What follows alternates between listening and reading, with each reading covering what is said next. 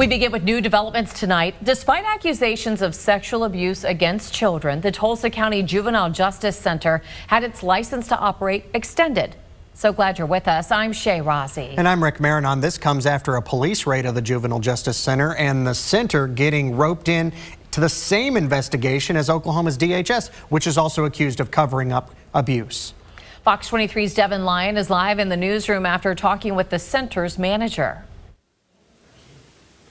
I spoke with David Parker, who, as you said, is the appointed manager of the Tulsa County Juvenile Justice Center. He says this audit is evidence that they're making all of the right changes since that federal raid on their facility earlier this year. But they might not be off the hook just yet.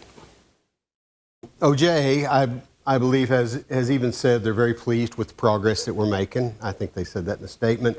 What we have is a system now that we can be graded on. David Parker calls this a win for the Tulsa County Juvenile Justice Center, a turning point for the facility plagued with scandal after the arrest of 2 former detention officers for multiple sexual abuse claims. One of those charges came as recently as last week. Former detention officer Jonathan Hines was charged for the second time for sexual misconduct. The Office of Juvenile-Affairs completed its audit of Tulsa's juvenile facility. The County Board of Commissioners announced the audit extends the facility's license to operate. However, it keeps the facility on probation through the end of the year. But now they issued it for another 90 days so we could make up for those things that we couldn't come up with and couldn't find now that the commissioners have taken over. The OJA in their audit wrote, the assessment indicated improvement in the areas of compliance with contract mandates and state certification standards. The commission cited to get off probation, the Juvenile Justice Center must improve its record keeping and staffing. Not everyone agrees,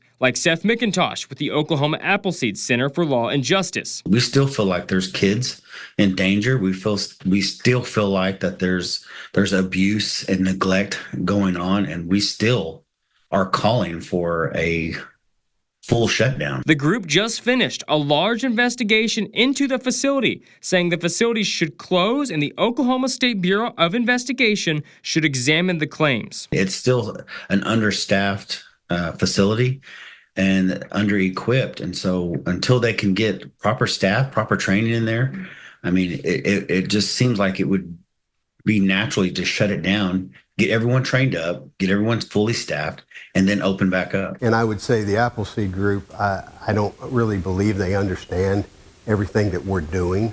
And I would invite them, as anybody else, to take a look and see what we're doing on a daily basis. Now, the OJA will do another audit in January. That's when their probationary period ends. Now, both the Juvenile Justice Center in Tulsa and the Office of Juvenile Affairs are listed on that same investigative order sent by some House lawmakers to OSBI. That one ropes in DHS. However, some people are beginning to wonder if that investigation is ever going to actually happen. I'm hearing from some state lawmakers on why they say this investigation is needed. I'm working on an update for you on Fox 23 News at 6. Live in the newsroom, covering news that matters, Devin Lyon, Fox 23 News. Fox 23 reached out to the Board of County Commissioners on this investigative order. They said they would be willing to cooperate with any investigation by state agents with full transparency.